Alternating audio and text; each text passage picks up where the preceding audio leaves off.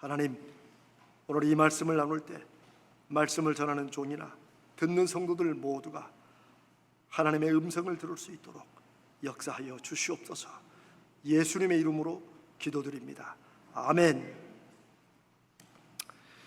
미국의 인디안 부족들 가운데 이런 부족이 있다고 합니다.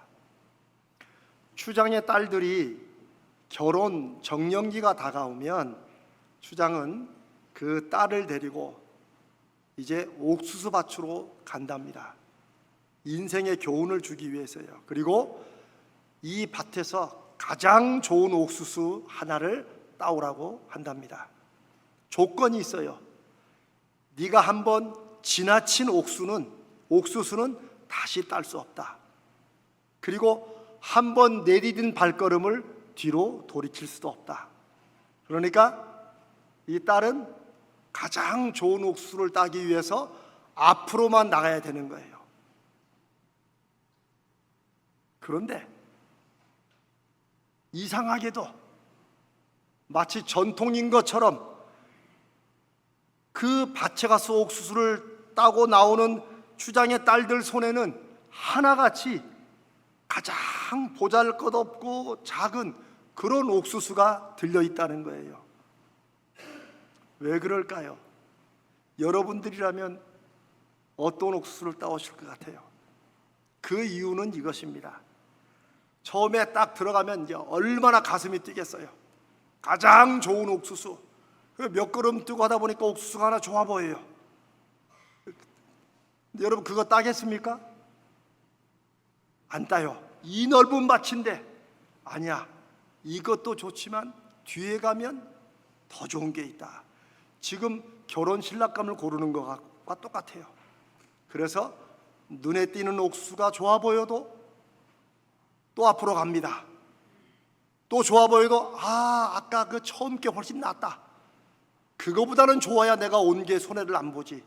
이러면서 계속 앞으로 가다 보면 이제 옥수수 밭에 끝이 다가오고 옥수수를 안 따가면 평생 처녀로 산다는 이런 풍습 때문에 마음이 급하니까 가다 급하니까 그냥 아무거나 따가지고 들고 나오는 거예요.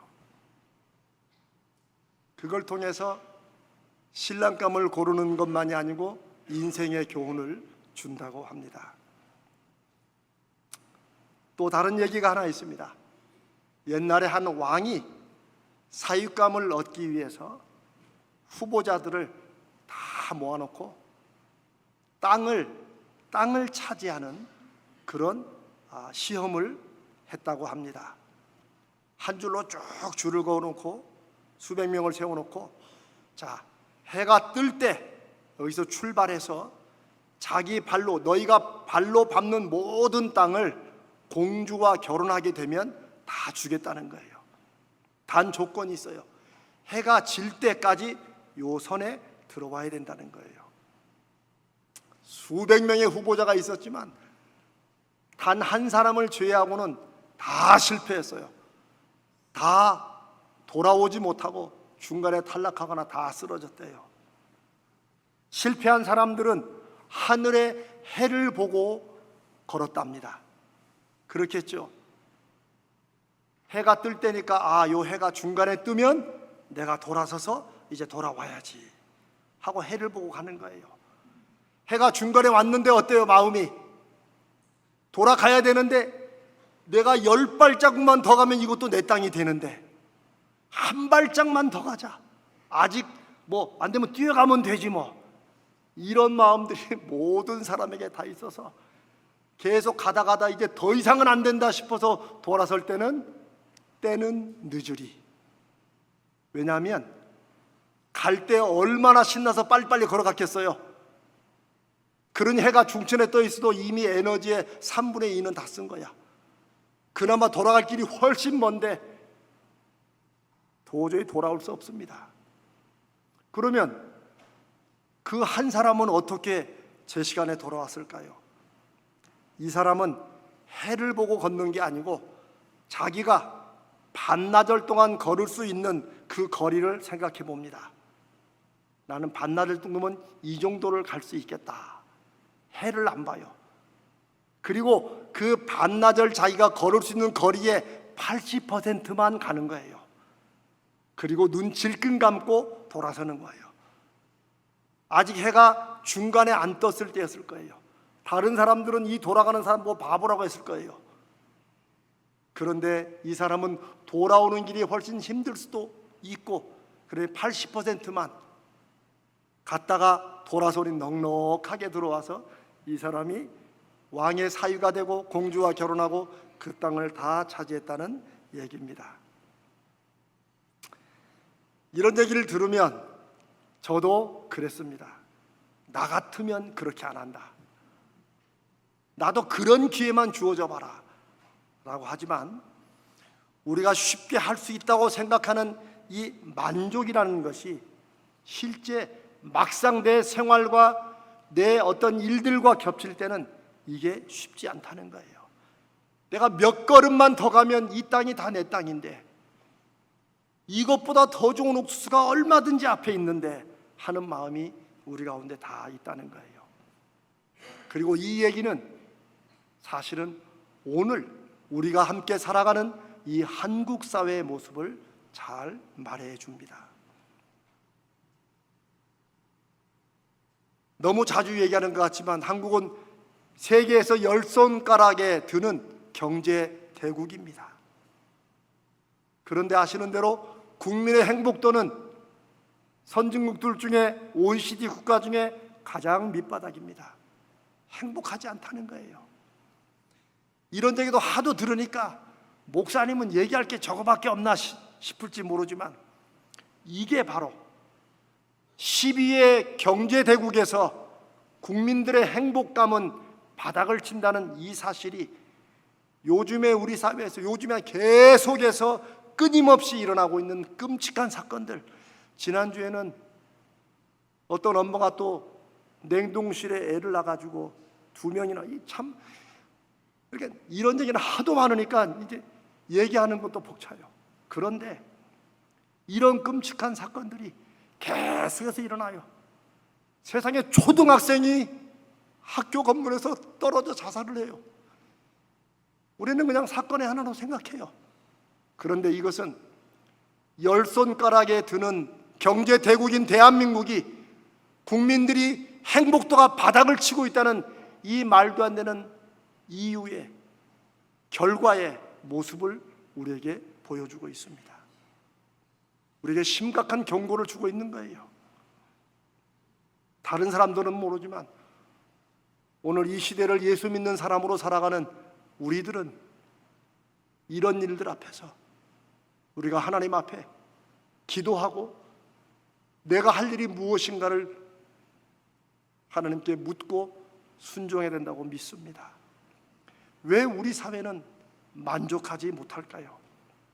왜 우리는 이만하면 됐지라고 느끼지 못하는 것일까요? 우리 마음에는 만족이라는 구덩이가 있는데, 그게 자칫하면 함정이 되어 우리가 거기에 빠질 수 있다는 거예요. 이 함정에 빠지면 늘 만족하지 못하고 언제나 무언가 부족한 것 같은 불만족을 느끼며 마음속에 분노와 박탈감을 가지고 살아가게 된다는 것입니다. 오늘 우리가 읽은 본문 로마서 12장에서 바울 사도는 아직 만나보지 못한, 언젠가는 만나기를 기도하고 있는 로마의 성도들에게 편지를 쓰면서 믿음의 분량이라는 독특한 단어를 씁니다. 하나님이 너에게 주신 믿음의 양이 있다는 거예요. 믿음의 크기가 있다는 거예요. 마땅히 생각할 그 이상의 생각을 품지 말아라. 즉, 네가 현재 가지고 있는 그 믿음에 한계가 있는데 그걸 넘어서서 생각하거나 계획을 하지 말라는 거예요. 네 믿음의 분량대로 지혜롭게 생각하라. 무엇을 하든지 네 믿음의 크기에 합당하게 생각하고 계획하고 살아가는 것이 지혜롭다. 근데 저는 이 말씀을 오랜 동안 오해했어요. 별로 안 좋아했어요. 왜냐하면 이 말씀을 잘못 오해하면 유교에서 말하는 사람이 자기 분수를 알아야지, 우리 이런 얘기 많이 들을 때 있죠. 속된 말로 네 주제 파악을 하고 살아라 라는 말처럼 들리기 쉬워요. 하나님이 주신 네 분량, 믿음의 분량 안에서 생각하고 살아라. 그러나 이 말씀은 결코 그런 뜻이 아닙니다. 바울 사도가 왜 로마의 성도들에게 이런 권면의 글을, 편지를 쓰는지를 알아야 됩니다. 우리가 읽은 3절 다음부터 4절부터 8절까지는 은사에 관한 얘기가 나옵니다. 하나님께서 성도들 각자에게 주신 특별한 재능 같은 선물이 있다는 거예요. 이 3절은 그 4절로 8절을 설명하는 앞에 서론이기도 하고, 혹은 이 3절로부터 4절, 8절이 이해되고 설명되기도 합니다. 하나님께서 각 사람에게, 교회 성도들에게 은사를 주시는 것은 교회가 단지 사람들이 모여있는, 그냥 기독교라는 종교를 믿는 사람들이 모이는 이런 사람의 모임이 아니라는 것을 말해줍니다. 교회는 하나님께서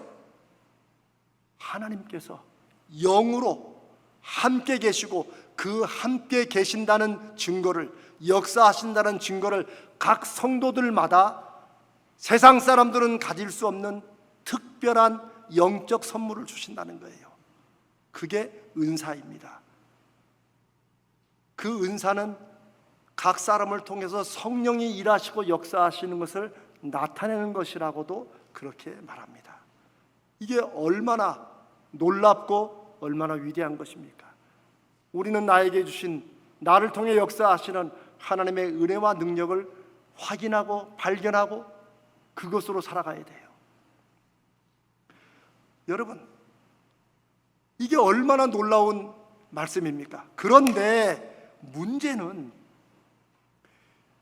고린도 교회가 처음으로 이 문제가 난 것처럼 당시 1세기 초창기의 교회들에서 이 은사와 관련해서 무슨 문제가 일어났냐면은, 이 하나님이 영으로 각 사람들에게 함께 하시고 역사하시는 그런 증거로 주시는 이 은사라는 것이, 이 신령한 이 재능의 선물들이 언제부턴가 성도들 사이에 여기에 순위를 매기기 시작했어요. 어떤 것이 더 좋은 은사고 어떤 건 좀 수준 낮은 은사고, 세상에 하나님의 역사하심에 대해서 순위를 매기기 시작했다는 거예요. 그게 고린도 교회의 문제였어요. 그리고 그런 잘못된 이해들이 초창기 교회들에 많이 퍼져 있었어요. 로마 교회에도 바울 사도가 그 소식을 들었는지 그 얘기를 하는 거예요. 성도들이 말합니다. 그래도 예언의 은사가 하나님께 직접 말씀을 받으니까 최고지. 그래서 예언 은사 받은 사람이 제일 믿음이 좋고 높은 사람이고, 봉사와 섬김의 은사는 그거 뭐 누구나 하는 거니까 그건 제일 밑에 두는, 이런 일들이 일어나는 거예요. 그리고 이런 터무니없고 잘못된 세상적인 가치관들이 모든 것에 순위를 매기고, 이런 가치관들이 교회를 흔들고 성도들의 믿음을 무너뜨리는 거예요. 그래서 바울 사도는 하나님께서 주시고 사용하시는 은사를 사람이 자기를 과시하거나 우월감의 근거로, 야, 너 겨우 그 정도 은사가 됐냐? 나는 이거다 라는 것을 지금 지적하고 있는 것입니다. 3절에 그 이상의 생각을 품지 말라 할 때, 그 이상의 생각은 믿음의 울타리. 안 믿는 사람들은 무슨 일을 해도 우리는 하나님이 주신 믿음의 그 안에서 건전하고 훌륭하고 탁월한 판단을 하는 그 생각을 넘어서는 자기 과신, 그리고 교만한 우월감, 이것을 지적하는 것입니다. 네가 하나님이 주신 은사 때문에 다른 사람과 비교해서 내가 더 우월하다는 그런 믿음의 한계를 넘어서는, 믿음의 밖으로 뛰어나가는 그런 생각을 하지 말아야 된다는 것이에요. 바울은 성령의 지배 아래 있고 성령의 인도하심에 있는 성도는 늘 분별을 하며 살아야 된다는 거예요. 내가 지금 생각하고 살아가고 내가 계획을 잡아가는 이런 모든 내 가치관과 내 말과 행동들이 이 세상의 가치관인지 내 생각인지 혹은 하나님의 말씀 안에 있는 것인지. 자, 근데 제가 여러분과 오늘 나누고 싶은 말씀의 핵심은, 그런데 왜 초대교회 때부터 성령이 그렇게 강력히 역사하시는 초대교회 때부터 왜 성도들은 심지어 하나님이 주신 거룩하고 두려운 그런 신령한 은사 같은 그런 선물에 대해서도 세상적으로 자기가 잘 산다거나 높은 자리에 있는 그걸 가지고 자기 과시하듯이 왜 하나님의 은사에 대해서도 왜 그런 허튼 생각을 하게 될까요? 그건 한마디로 비교하는 의식 때문에 그렇습니다. 비교하는 것. 이 비교 의식은 정말 우리가 죄인이라고 말하는 것에 가장 잘 들어맞는, 그러나 그 비교하는 게 무슨 큰 죄야 라고 말하는 그런 것이라고 할 수 있습니다. 왜요? 이 세상은 소위 건전한 경쟁, 이런 얘기 많이 하죠. 이 경쟁이 당연한 듯 되어 있습니다. 교회끼리도 건전하게 경쟁을 해야 된다고 생각해요. 교회 내에서도 부서끼리 경쟁을 해가지고 더 열심히 예수 믿는 증거를 보이자고 말해요. 그러나 경쟁은 비교에서 나오는 것이고, 비교를 통해서 남들보다 안 뒤지려고 더 힘을 쏟는 게 경쟁의식입니다. 이것은 성경의 가치관, 하나님이 말씀하시는 가치관이 아닙니다. 나중에 또 기회 되면 이 부분은 나누도록 하겠습니다. 그런데 여러분, 깜짝 놀랄 기록이 하나 있습니다. 요한복음이 21장이 마지막 장인데, 그 요한복음 21장 마지막 장의 마지막 사건은 사도 베드로가, 예수님의 수제자였던 베드로가 예수님이 재판장에 잡혀서 재판받으실 때 3번씩이나 주님 모른다고 부인했어요. 마지막에는 저주까지 하면서 부인했어요. 얼마나 자기도 부끄러웠겠어요. 그래서 갈릴리로 돌아와 있는데 예수님이 그 베드로를 찾아오셔서 다시 예수님의 제자로 불러주시는, 용서하시고 세워주시는 사건이 요한복음 21장 마지막 장의 마지막 사건입니다. 우리가 잘 아는 네가 나를 더 사랑하느냐 3번씩 물으시고 내 양을 먹이라, 내 양을 치라, 그 사건이에요. 여러분, 그 순간의 분위기를 생각해 보세요. 사도 베드로가 얼마나 죄송했겠어요. 그러나 이런 자기를 다시 세워주시니 얼마나 감격스럽겠어요. 저만 그렇게 생각합니까? 여러분도 그러시죠? 아마 그랬을 거예요. 그런데 제가 이 말씀을 준비하면서 그 말씀이 팍 떠올랐어요. 이런 놀랍고 감격스러워 정말 무슨 말을 할지 모르는 이런 상황 속에서 21절에 베드로가, 역시 베드로야, 옆에 있는 사도 요한을 보고 예수님께 이렇게 묻습니다. 주님, 그러면 이 사람은 어떻게 되겠습니까? 이게 무슨 말인지 아세요? 사도 요한은 베드로와 12제자들 함께 다닐 때 치맛바람을 일으켜가지고 그 어머니 마리아를 통해 가지고 예수님, 그날이 오면 우리 아들 하나는 주님의 오른편에 왼편에 세워달라고 그런 말을 했던 것이 성경에 기록되어 있습니다. 근데 그 말을 들은 베드로와 제자들 어땠어요? 유치하게 이래야 되는데 그것 때문에 분을 막 화를 내면서 누구는 엄마 없냐? 이러니 베드로의 마음속에는 늘 사도 요한이 경쟁의 대상이었던 것 같아요. 그러니까 예수님이 3번씩이나 저주하며 예수님을 부인했던 자기를 용서해 주시고 새롭게 사명을 맡기시는 그 사건, 그 순간에도 사도 요한의 신경이 쓰이는 거야. 근데 이 사람은 어떻게 주님 될 것 같습니까? 근데 그게 딱 예전에 저의 모습이었고 오늘날 우리의 모습입니다. 하나님이 나에게 주신 것을 하나님과 나 사이에 감사함으로 받아서 이걸 누리고 열매 맺으면 되는데 우리는 꼭 내가 받은 것을 손에 꼭 쥐고 감사합니다 하면서도 싹 옆에 사람을 봐요. 쟤는 뭘 받았나? 제가 가진 게 나보다 크나 작나? 이게 비교의식입니다. 2000년 전에 베드로도 있었어요. 구약 성경에도 있어요. 오늘날 우리도 있어요.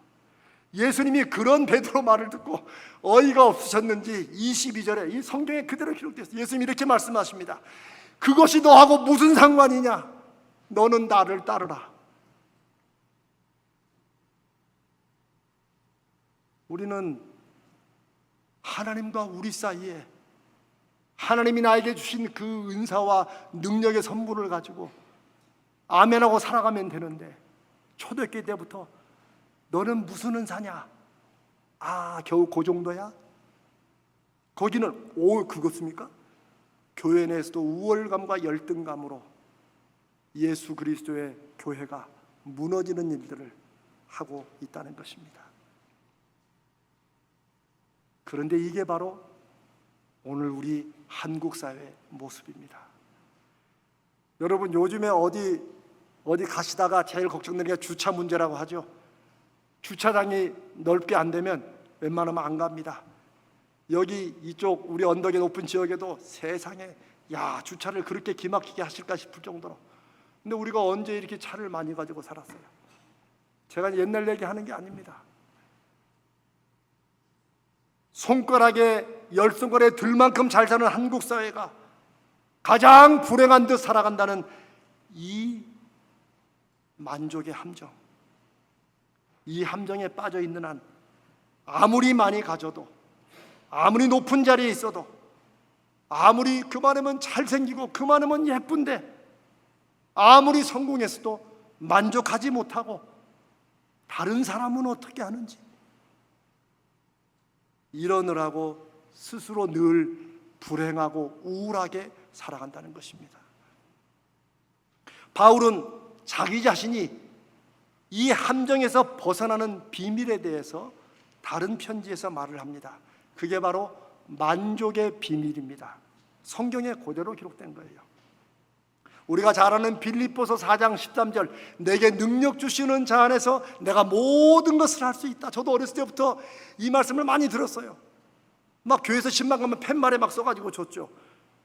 전에 한 말씀 나눴지만 이 말씀은 그런 말씀이 아니에요. 앞에 11절부터 읽어야 돼요. 제가 한 번 더 읽습니다. 어떠한 형편에서든지 나는 자족하기를, 스스로 만족하기를, 이만하면 됐다 하는 것을 배웠노니 나는 비천에 처할 줄도 알고 풍부에 처할 줄도 알아. 모든 일 곧 배부름과 배고픔과 풍부와 궁핍에도 처할 줄을 안다. 내가 어떻게 행동하고 어떻게 내 지금 살아가는 목적과 방향을 잃지 않을지를 내가 안다. 그러면서 그런 일체의 비결을 배웠다. 우리는 일체의 비결을 했는데 영어 성경은 The secret of being content, 만족하는 비밀, 자족의 비밀이라고 말합니다.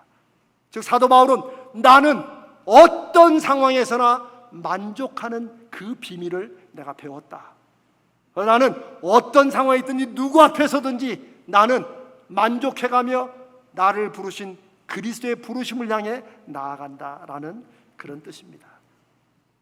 한국교회는 내게 능력 주시는 자 안에서 모든 걸 할 수 있다는 그 말씀은 알고 그 말씀은 중요하게 생각해도 그것이 거룩한 만족의 비밀을 담은 말씀이라는 것은 신경도 안 쓰고, 우리는 70년대부터 경쟁사회를 살아왔기 때문에 우리 귀에 쏙쏙 들어오고 좋아하는 말씀만 생각했지, 정작 사도 바울이 우리에게 전하는 성령을 통해서 알려주고자 하는 만족의 비밀, 그 비밀에 대해서는 무시해왔어요.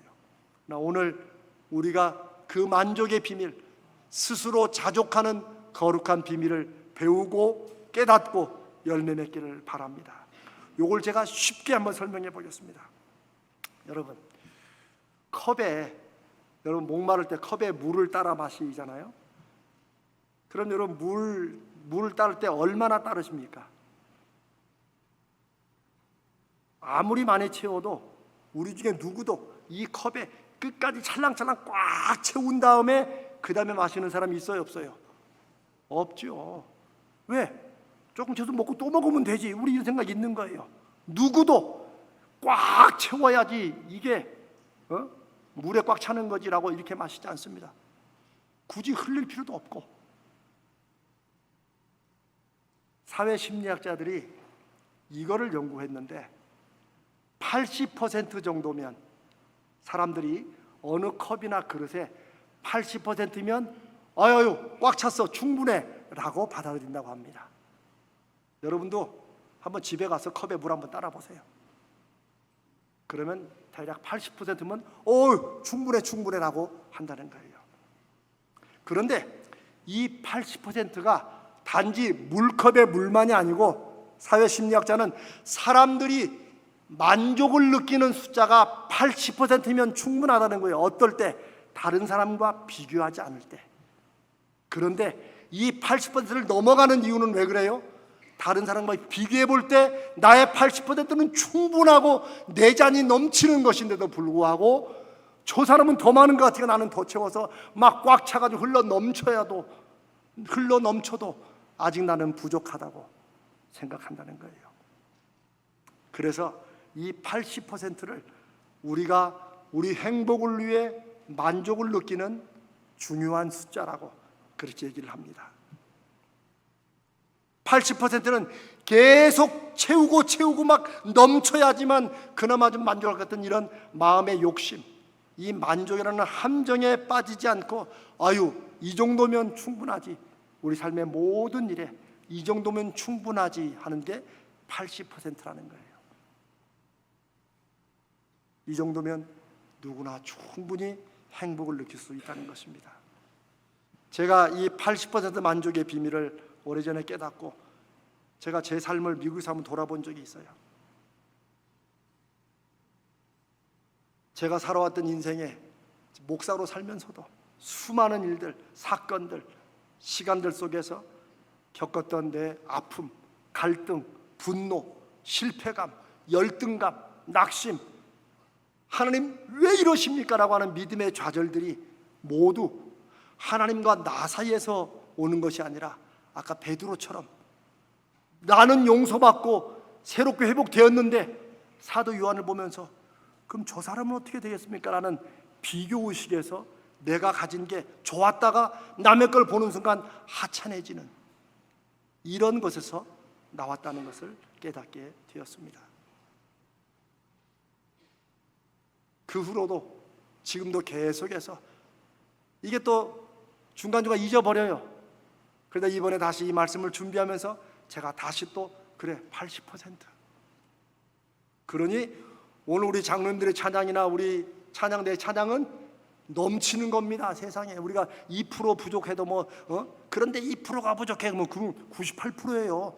우리 겸손하게 20% 부족해도 우리 자녀들과 우리 모든 일에 80%면 내 잔이 넘치나이다 고백하는 이런 만족의 거룩한 비밀을 우리도 깨닫기를 주님의 이름으로 축복합니다. 저는 그걸 깨달은 다음에 제 인생에 눈에 띄게 변화된 게 있어요. 제가 이것을 못 깨달았으면 제가 박사학위를 끝내지 못했을 겁니다. 아니 시작하지도 못했을 거예요. 사람과의 관계도 굉장히 딱딱했을 거예요. 제 밑에 사람이 붙어있지 못했을 거예요. 그러나 80% 여러분 마음속에 꼭 새겨두십시오.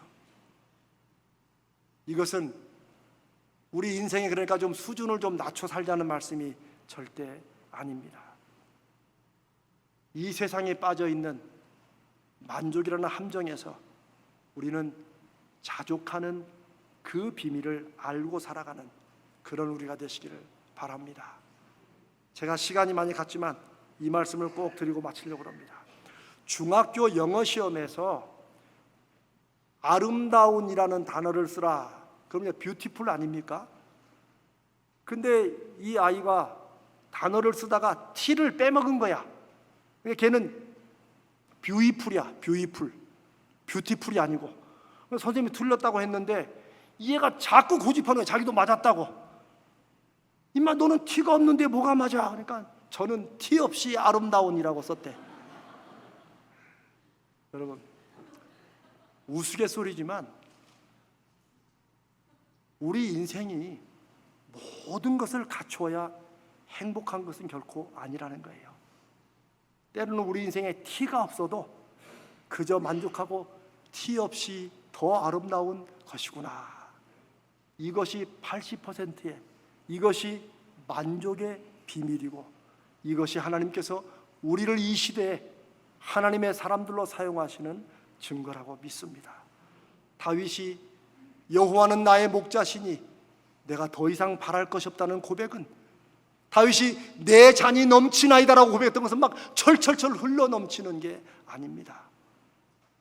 이건 우리의 실제적인 문제입니다. 여러분 삶에, 여러분 사업에, 여러분의 부부관계에, 여러분 자녀관계에 아주 실제적인 믿음의 행복의 문제입니다. 80%로 주님이 함께 하시니 그 나머지는 주님께서 채우시려니 하고 만족하는 이 만족의 비밀을 이번 주부터 여러분 삶의 모든 부분에 한번 실천해보고 적용해보시고 열매 맺으시기를 주님의 이름으로 축복합니다.